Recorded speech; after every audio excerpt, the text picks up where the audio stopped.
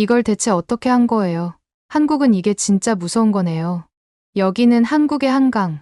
프랑스에서 온 한 여성이 한국인 남성에게 한강 수질 관리 비법에 대해 설명을 듣고 있습니다. 잠시 후 한강에 대한 설명이 끝나고 남성이 한강보다 더 대단한 게 있다는 사실을 알려주자 이 여성은 놀라서 입을 다물지 못하는 모습인데요. 대체 한강보다 더 대단한 게 뭐였는지, 그리고 한국의 어떤 점이 무섭다고 말한 건지 함께 알아보러 가실까요? 잠깐 1초 만에 누를 수 있는 좋아요 버튼만 눌러주시면 영상 제작에 큰 힘이 됩니다. 안녕하세요. 저는 프랑스에서 환경단체의 직원으로 일하고 있는 엘리너라고 합니다. 저는 요즘 화제가 되고 있는 파리올림픽과 관련해서 할 말이 많답니다. 아시다시피 프랑스에서 100년 만에 파리올림픽 개최가 확정되었어요. 솔직히 말씀드리면 저는 이 소식을 듣고 마냥 기뻐할 수만은 없었습니다. 왜냐면 바로 환경 문제 때문이에요. 올림픽을 개최할 때마다 평균 350만 톤의 탄소가 배출된다는 사실을 알고 계셨나요? 환경단체에서 일하는 저로서는 이 점이 정말 걱정되더라고요. 하지만 이번 파리올림픽은 다른 나라에 비해서 조금 다르다고 했어요. 저탄소와 친환경을 모토로 올림픽을 개최한다고 하더라고요. 그래서 저는 이번엔 파리올림픽이 다른 올림픽에 비해 어떻게 진행될지에 대해 한번 지켜보기로 했답니다. 말로만 친환경이랍시고 실제로는 보여주기식으로 별 효과 없이 진행하거나 오히려 환경을 파괴시키기까지 하는 경우를 한두 번 본 게 아니었거든요.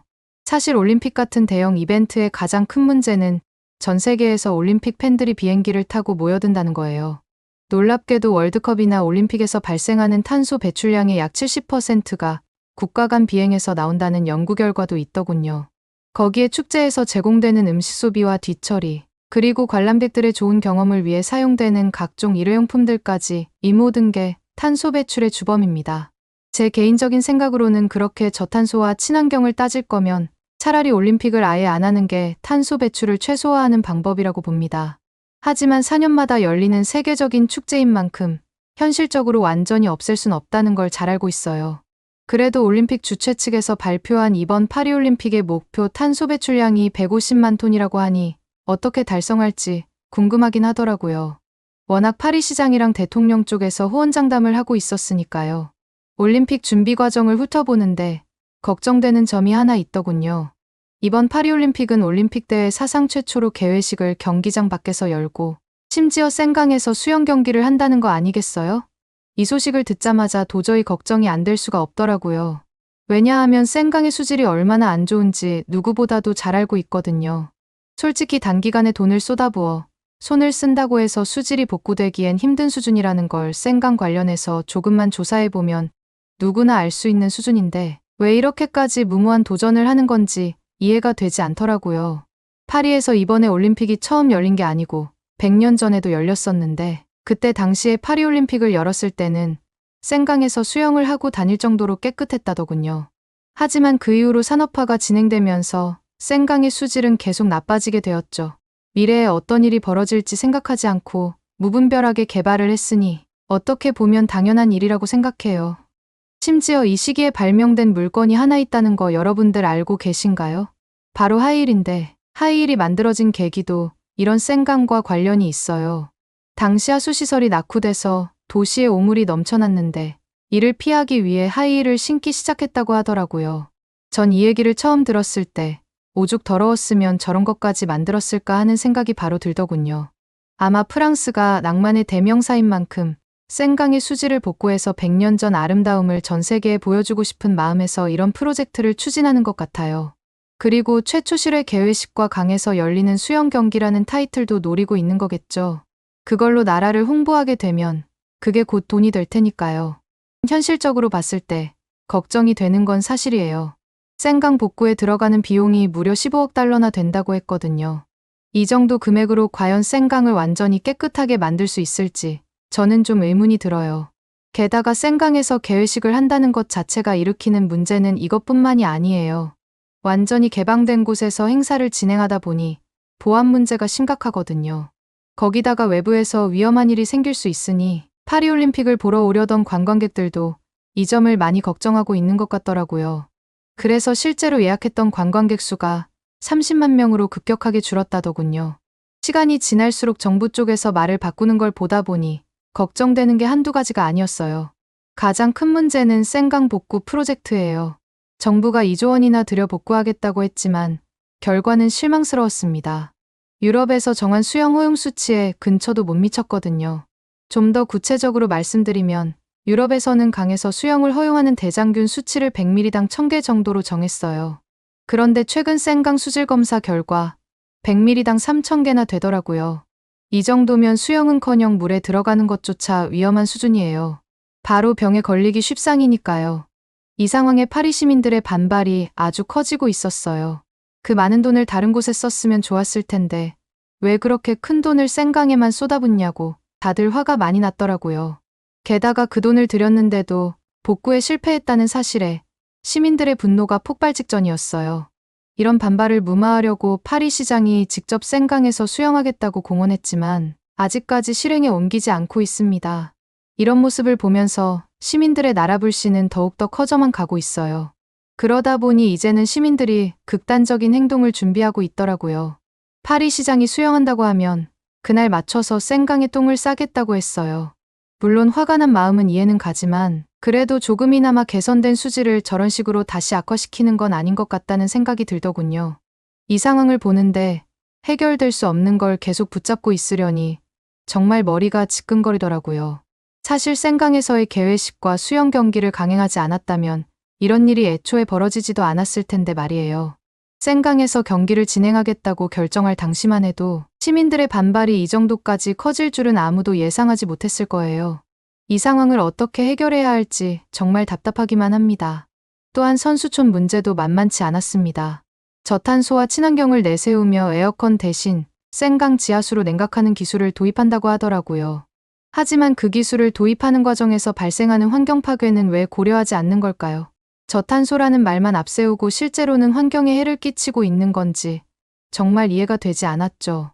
게다가 탄소 배출 예산과 평가 방법에 대한 명확한 정보도 공개되지 않고 있습니다. 이런 상황에서 올림픽 주최 측이 목표라고 말하는 것들을 믿을 수 있을까요? 특히 운송이나 건설 쪽에서는 실질적으로 탄소 배출을 줄이는 게 굉장히 어렵거든요. 이런 게 조금만 신경 쓴다고 뚝딱하고 바로 해결됐으면 아마 환경 파괴가 이렇게까지 진행되지 않았을 거라고 확신해요. 그런데 올림픽을 개최하는 사람들은 이런 걸 전혀 모르는 느낌이더라고요. 선수촌에 도입하는 지하수 냉각 시스템도 문제가 있다고 생각해요. 시도가 좋아 보이고 굉장히 참신한 아이디어 같지만 실제로는 온도를 6도 정도밖에 낮추지 못한다고 하거든요. 이게 과연 선수들에게 얼마나 큰 의미가 있을까요? 최근 파리는 폭염으로 큰 문제를 겪고 있거든요. 작년에는 기온이 43도까지 올라가 많은 사람들이 더위로 고생했어요. 이번 올림픽 때도 평균 기온이 33도를 넘을 거라고 예상되는데 6도를 낮춘다고 해서 선수들이 제대로 된 컨디션으로 경기에 참여할 수 있을지는 의문이었습니다. 사실 파리 측에서 정말로 저탄소를 실현하고 싶었다면 올림픽에 대한 근본적인 변화를 줬어야 했다고 봅니다. 예를 들어 올림픽 대회의 규모를 축소하거나 여러 도시에서 분산해서 올림픽을 개최하는 방안들도 있거든요. 이런 거라도 생각했으면 참 좋았을 텐데 아쉬울 따름이랍니다. 거기다가 환경에 부정적인 영향을 미치는 스폰서들도 꽤 많거든요. 이런 스폰서들과의 협력하는 것도 더 이상 그만하고 반대로 친환경적인 기업과의 손을 잡아서 협력하는 걸 늘리는 방안도 있어요. 이런 방법들이 있으면 올림픽 주최 측에 말을 해야 하는 거 아니냐고 생각하시는 분들도 계시겠지만 저희가 이런 제안을 하지 않은 건 아니에요. 실제로 정부 측에 여러 번 제안했지만 저희의 의견은 그냥 묵살되어 버리더군요. 위쪽까지 전달되지도 않았더라고요. 솔직히 한두 번 실망한 게 아니긴 하지만 저도 사람이다 보니 힘이 쭉 빠지더군요. 그리고 파리올림픽으로 인해 대중교통 운행 횟수까지 늘린다고 하는데 이게 과연 저탄소가 맞나 싶더라고요. 오히려 더 많은 탄소를 배출하게 되는 것 아닐까 하는 생각이 들더군요. 실질적으로 환경을 아끼는 게 아니라 그저 표면적으로만 친환경적인 모습을 보이는 것 같아서 안타까웠습니다.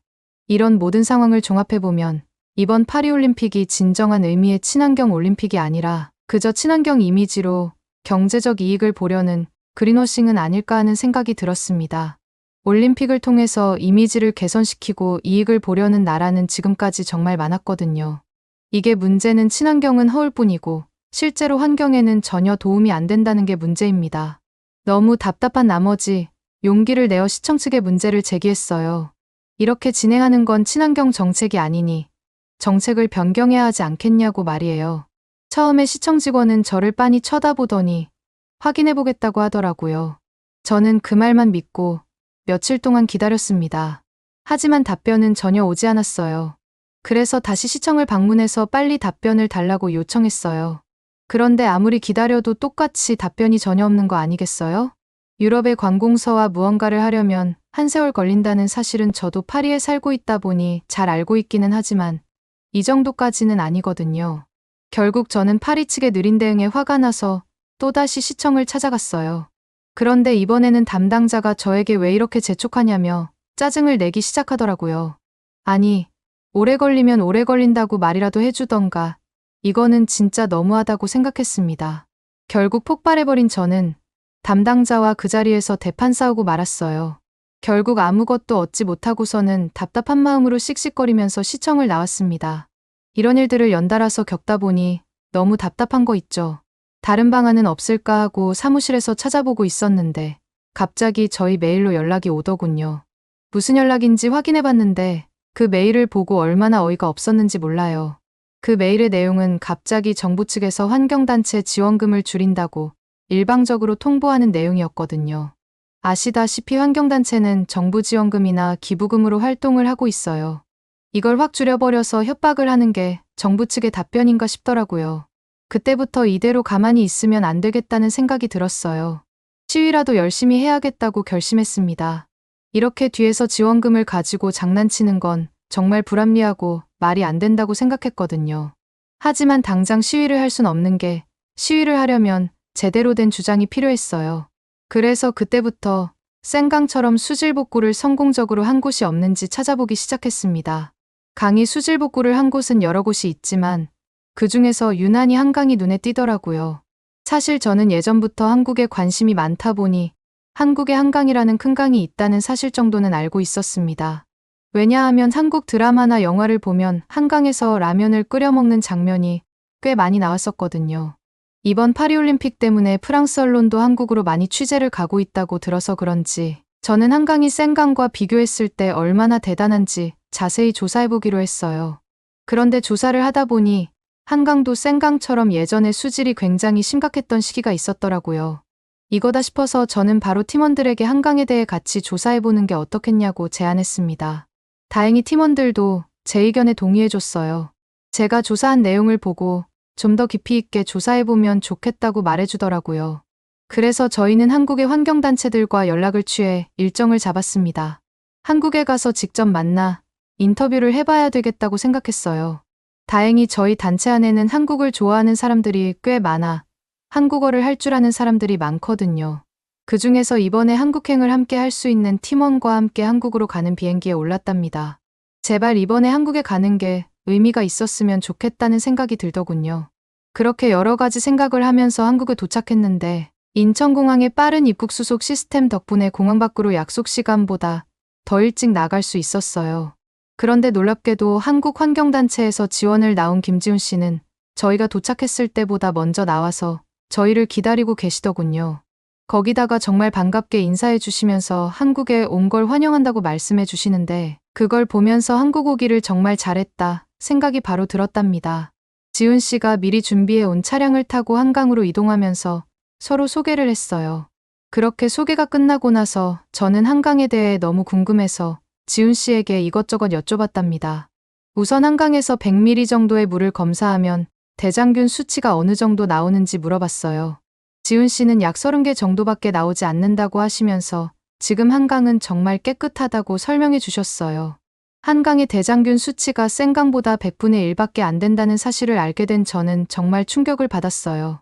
어떻게 그렇게까지 한강의 수질을 깨끗하게 복구할 수 있었는지 물어봤더니 지훈 씨는 우선 서울과 인근 지역의 하수도 보급률이 100%라고 설명해 주시더군요. 파리 내부의 하수도 보급률도 높은 편이긴 하지만 파리 교외 쪽에서는 40%의 가정집에서 아직도 생활하수 같은 것들을 정화하는 작업들이 전혀 없이 무단으로 배출시키는 것과 크게 비교되는 수준이었어요. 게다가 한강의 수질을 복구하기 위해 국가 차원에서 빗물을 처리하는 시설과 하수 중에 포함된 인이라는 물질들을 처리하는 초민 처리 시설들을 현대화했다고 하셨어요. 그리고 수질오염 총량 기준 이하로 정화하려고 노력했다고 하더라고요. 서울물재생시설공단에서는 수지를 수질오염 총량제의 50% 이하로 통제 중이고 선박 오폐수와 쓰레기 관리도 체계적으로 한다고 했습니다. 그렇게 설명을 듣다 보니 생각보다 빠르게 한강에 도착했어요. 한강을 직접 눈으로 보니 깜짝 놀랐어요. 왜냐하면 예전에 센강처럼 더러웠던 적이 있는 곳이 맞나 싶을 정도로 굉장히 깨끗했거든요. 저는 한강을 보니 한 번도 더러웠던 적이 없었던 강 같다고 말했어요. 심각했던 수질을 복구하는데 성공했다던 영국의 템스강도 요즘엔 수질이 심하게 안 좋아졌다고 하던데 한강은 어떻게 이렇게까지 관리가 되는 건지 지훈 씨에게 물어봤답니다. 지훈 씨는 상하수도 분리가 잘 되어 있어서 이렇게까지 관리가 잘 되는 것도 있겠지만 한국 사람들이 한강 자체를 깨끗하게 쓰기 위해서 노력한다고 알려주셨어요.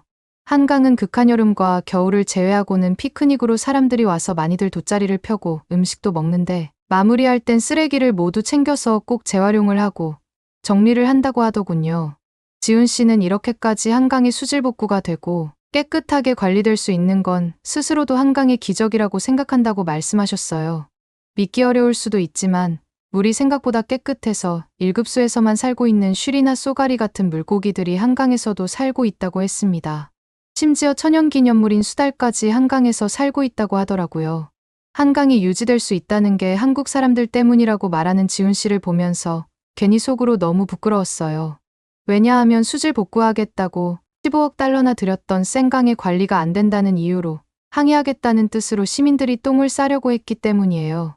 파리 사람들은 노상방뇨를 하는 경우가 너무 많아서 센강에 야외 소변기가 있을 정도로 파리 시민들이 경각심 없이 파리를 더러운 상태로 방치하고 있는데 한국 사람들은 정반대구나 싶었어요.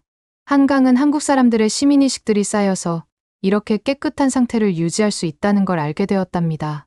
결국 강의 수질을 복구하는데 제일 중요한 건 그 나라 사람들의 시민의식이었던 거예요. 그렇게 한강을 보다 보니 문득 궁금한 게 생기더군요. 지훈 씨한테 비가 오더라도 한강의 수질이 유지되냐고 물어봤습니다.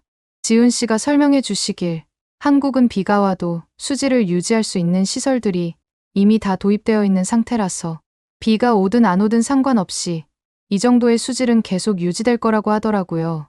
센강 같은 경우는 비가 오면 안 올 때와 비교했을 때 12배 정도나 물이 탁해지는데 한국은 날씨와 상관없다는 게 정말 신기했어요. 한강을 보면서 감탄하던 저를 보면서 지훈 씨가 한국에는 한강뿐만 아니라 수질 상태가 훨씬 더 심각했지만 한국 사람들이 다 같이 힘을 모아 굉장히 노력해서 환경을 보호했던 또 다른 사례가 있다고 말해줬어요.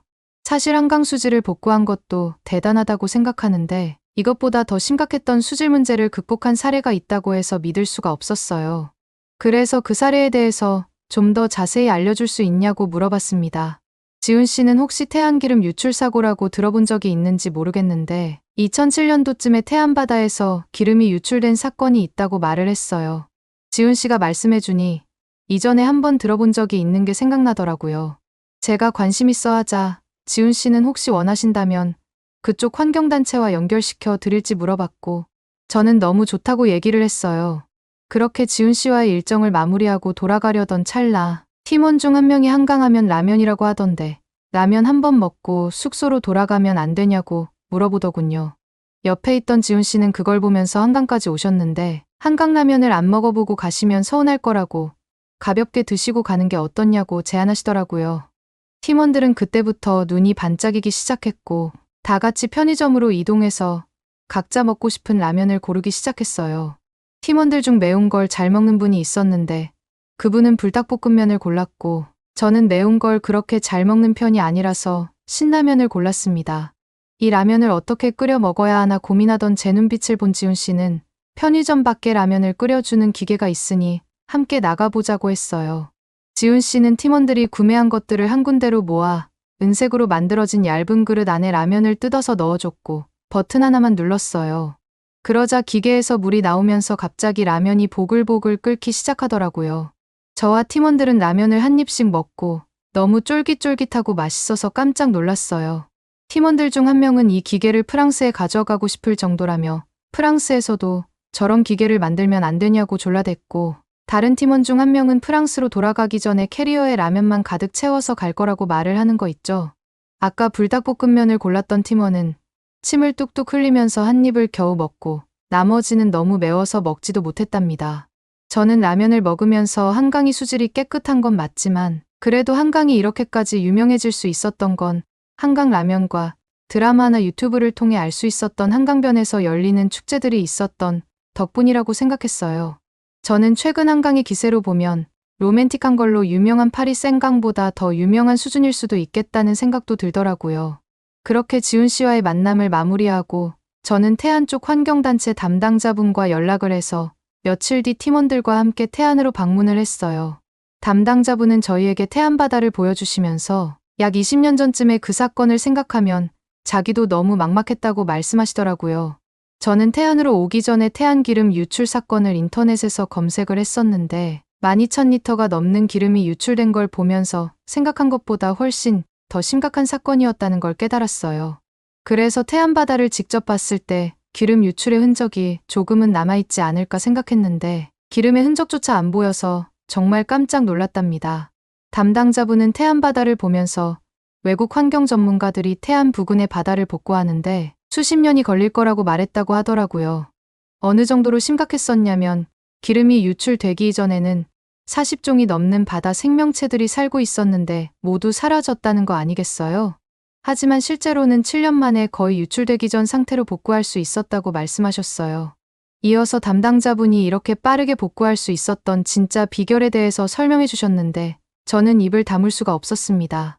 좌절한 어민들을 돕기 위해 전국의 서무인 123만 명이나 되는 자원봉사자들이 도와준 덕분이라는 거 아니겠어요? 단순히 돈만 쏟아부었다면 불가능했을 일을 전국에서 모인 자원봉사자들이 해낸 거였더라고요. 이 얘기를 들은 저는 이걸 대체 어떻게 한 거냐며 한국은 이런 점이 진짜 무서운 것 같다고 말씀드렸어요. 그러자 주말마다 동호회원, 대학생, 수능 끝난 고3 학생들, 군인, 부녀회 등 전국 각지에서 몰려온 연인원 96만 4천여 명의 자원봉사자들이 손으로 한 땀 한 땀 일일이 기름때를 수작업으로 제거했다고 하더라고요. 심지어 태안 지역 중고등학생들도 수학여행과 졸업여행 등을 반납하고 기름을 닦으러 태안 바다를 찾았다는 거 아니겠어요? 더 놀라운 건 2017년 태안이 세계자연보전연맹에서 경관보호 지역에서 국립공원으로 상영되었고 2020년에는 충청남도가 기름 유출 사고 발생 13주년을 맞아 피해 극복 과정을 담은 기록물을 유네스코 세계기록 유산 등재를 추진하고 있다는 거예요. 당시에는 열악한 지원 탓에 보호복이 없어서 이전 봉사자가 입었던 보호복을 다시 입거나 흡착포가 없어서 헌옷으로 기름을 닦았다고 하더라고요. 그런데 지금은 그 바다가 많이 복구돼서 에메랄드빛 바다가 되었고 당시 사라졌던 한국 토종 고래인 상괭이도 볼 수 있다고 하셨어요. 제가 상괭이라는 종을 처음 들어봐서 갸우뚱하니까 담당자님께서는 인터넷에서 상괭이를 바로 검색해 주시더군요. 돌고래가 웃고 있는 얼굴을 하고 있어서 엄청 귀여웠답니다. 이런 걸 보면서 문득 프랑스에도 똑같은 일이 일어났을 때 과연 프랑스 시민들이 한국 사람들처럼 똑같이 행동했을까 하는 생각이 들었어요. 솔직히 담당자님께서 한국 사람들이 어떻게 대처했는지 말씀해 주실 때 한국 국민 모두가 존경스럽다라는 생각까지 들더군요. 한국을 보면서 IT 성장세나 기술들을 많이 배워야 된다고도 생각하지만 가장 시급하게 배워야 할 건 기술들이 아니라 이런 시민의식이 아닐까 하는 생각이 들었어요. 한국에서 깨달은 점들을 정리해서 프랑스로 돌아왔는데 놀랍게도 파리올림픽에 대해 반대하는 파리 시민들이 한국을 가기 전보다 훨씬 더 많이 늘어난 걸 확인할 수 있었어요.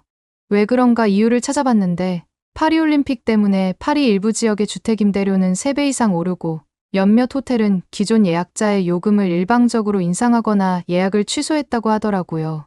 거기다 파리 시장의 생강 수영은 또 미뤄지게 돼서 시민들의 신뢰도가 바닥까지 떨어졌고요. 저는 한국에 다녀온 경험을 정리해서 광장에 나가 시위를 하며 왜 파리올림픽 준비가 잘못됐는지 주장하기 시작했어요. 놀랍게도 이를 좋게 봐준 파리 시민들의 기부금이 전보다 늘어서 지원금이 줄었는데도 불구하고 어느 정도 환경단체를 유지할 수 있는 상태가 됐답니다. 이런 경험을 통해 시민들의 힘과 의식이 얼마나 중요한지 다시 한번 깨달았어요.